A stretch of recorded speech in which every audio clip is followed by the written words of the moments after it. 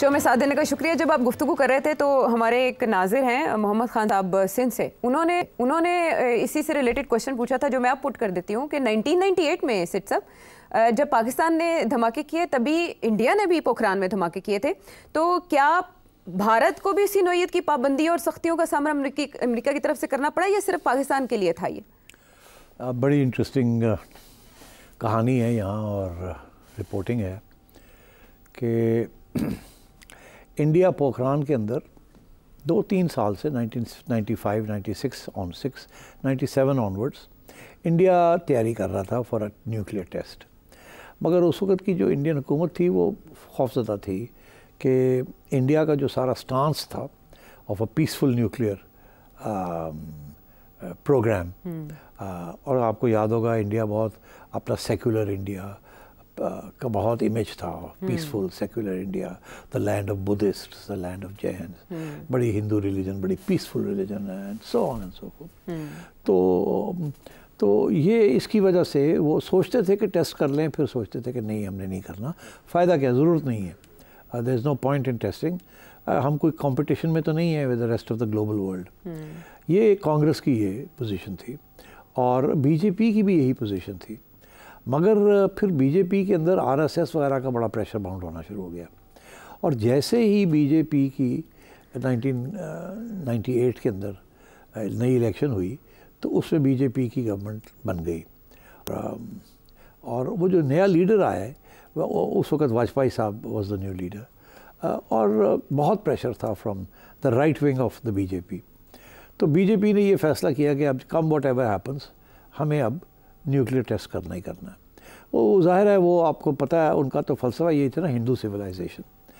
उनका फ़लसफ़ा ये था कि एक वेस्टर्न सिविलाइजेशन है, उनके पास बम है, एक कम्युनिस्ट सिविलाइजेशन है, उनके पास बम है, एक कन्फ्यूशियस सिविलाइजेशन है चाइनीज़, उनके पास भी बम है। ये 3 बहुत बड़ी सिविलाइजेशंस हैं, उनके पास बम है। तो इंडिया का ये कहना था कि देयर इज़ अ क्रिश्चियन बम, और ये भी पता था कि इज़राइल के पास बम है, वो टेस्ट नहीं किया मगर बम है। So there is a Christian bomb, there is a communist bomb, there is a Jewish bomb and then there is a Chinese bomb, civilizations. और ईरान जो है वो भी बनाना चाह रहा है एज अ ग्रेट सिविलाइजेशन। तो हिंदुस्तान तो इज इट्स सिविलाइजेशन, तो हमारा भी एक सिविलाइजेशनल बॉम्ब होना चाहिए, because we are a great civilization और वो we are a Hindu civilization. तो ये सोच उस वक्त बननी शुरू हो गई थी। अब तो खैर 100% सारा 70% 80% इंडिया जो है इसी सोच का को सोचता है, ऐसे ही सोचता है। मगर उस वक्त ये डेवलप हो रही थी ये थीम ऑफ सिविलाइजेशंस। तो उस वक्त बीजेपी ने ये फैसला किया कि हमने टेस्टिंग करनी है। अब मैं आपको एक बड़ी दिलचस्प कहानी सुनाता हूँ। कहानी ऐसे है कि एक कॉन्फ्रेंस हो रही थी इटली के अंदर जिसमें इंडिया पाकिस्तान नॉर्मलाइजेशन रिलेशंस के ऊपर वो कॉन्फ्रेंस थी। उस कॉन्फ्रेंस में 1-2 जर्नैल पाकिस्तान की तरफ से, 1-2 जर्नैल इंडिया की तरफ से रिटायर्ड, 2-3 जर्नलिस्ट्स पाकिस्तान की तरफ से, 2-3 जर्नलिस्ट्स इंडिया की तरफ से, एक आध थिंक टैंक से इधर से, एक आध थिंक टैंक से उधर से, 8-10 लोग इटली में मिले इस कॉन्फ्रेंस के लिए इंडिया पाकिस्तान नॉर्मलाइजेशन के ऊपर। उस कॉन्फ्रेंस के अंदर आपका खादिम भी इनवाइट हुआ था। तो उस कॉन्फ्रेंस के अंदर डिस्कशन जब छिड़ी तो ये सवाल खड़ा हो गया कि जिसमें मैंने ये सवाल किया अपने इंडियन दोस्तों के साथ, और वहाँ अमेरिकन भी थे जाके जो करवा रहे थे ये कॉन्फ्रेंस, कि मैंने कहा मेरा ख्याल है कि इंडिया अब टेस्ट करेगा एक न्यूक्लियर वेपन।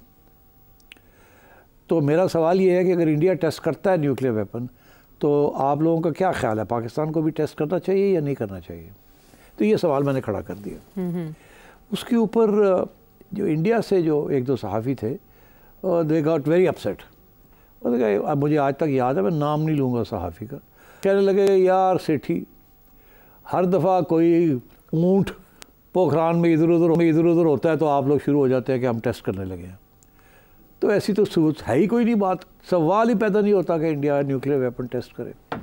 और ये सारा ड्रामा है, ये वेस्टर्न प्रोपेगेंडा है कि अमेरिकन सैटेलाइट्स ने देखा है कि वहाँ कोई एक्टिविटी हो रही है। कोई ऐसी बात नहीं, कोई टेस्टिंग नहीं, सवाल ही पैदा नहीं होता। और ये आप लोग सारा ड्रामाबाज हैं आप लोग, और पता नहीं कहाँ से आप ये ले आते हैं खबरें। It's nonsense. उससे बड़ी सख्ती के साथ शट अप कॉल दे दी। तो आप समझे कि उसके बाद फिर सब ने कहा कि नहीं देखे ना सेठी साहब, ये तो हाइपोथेटिकल सवाल है, कोई ऐसी एविडेंस तो है नहीं कि ये होने जा रहा है।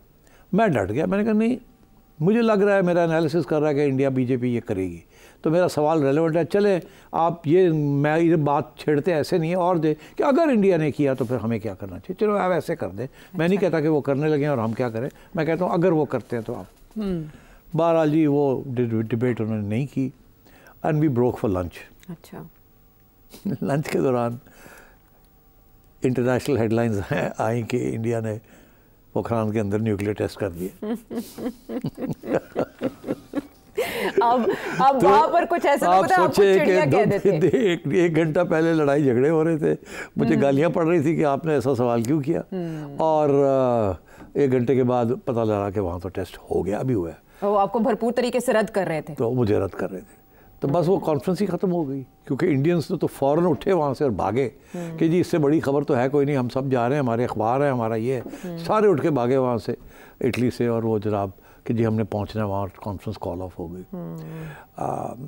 अब बात ये है कि क्या मैं इतना ब्रिलियंट था कि मेरी एनालिसिस ने मुझे ये बताया कि कुछ होने जा रहा है, या शायद मेरी कोई चिड़िया की खबर भी होगी। बात उन्होंने तो यही समझा। तो उनको पता नहीं था कि मेरे पास चिड़िया भी है, तो मुझे चिड़िया ने कोई खबर दे दी थी कि ये सवाल ज़रूर पूछना वहाँ जाके, क्योंकि हमारा ख्याल है कि वहाँ टेस्टिंग शुरू हो गई है। और जिस चिड़िया ने ये खबर लेके आई, उसने ये भी कहा कि अमरीकनों ने हमें कह दिया है कि शायद इंडिया ये करे, और मगर अगर उसने किया तो आपने नहीं करना।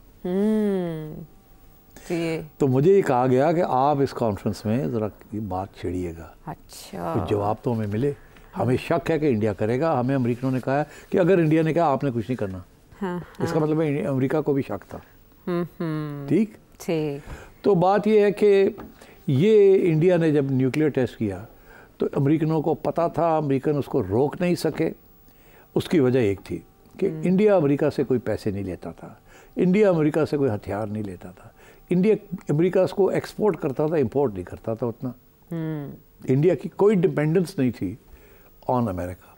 अमेरिका के पास कोई लीवर्स नहीं थे इंडिया को टाइट करने के लिए, स्क्रूज। सिर्फ एक मॉरल आर्ग्यूमेंट ही थी। और इंडिया दिन ब दिन बड़ा मुल्क होता जा रहा था। पाकिस्तान पीछे रह गया, इंडिया बढ़ रहा था, अपने पाँव पे खड़ा था, और अब एक नई जमात रेडिकल इंडियन नेशनलिज्म उभर रही थी। और इंडियंस जो अमेरिका में भी थे उसके सपोर्टर्स थे। बहुत बड़ी एक लॉबी अमेरिका में भी बन रही थी बीजेपी की। ठीक। तो इसलिए America could not do anything about India. इस वक्त उस वक्त में अमेरिका ने सोचा पाकिस्तान को रोका जाए, कोशिश की, जिसके मैंने पहले आपको समझाया, तो वो कामयाब नहीं रहे। हमने भी कहा हमने करना है, वी लीड ग्रास, मियां साहब ने कहा नहीं तो करना ही करना है। उस वक्त बहुत सी आवाज़ें थीं जो कह रहे थे कि मत करें। अच्छा। कि मत टेस्ट करें, सोच लें।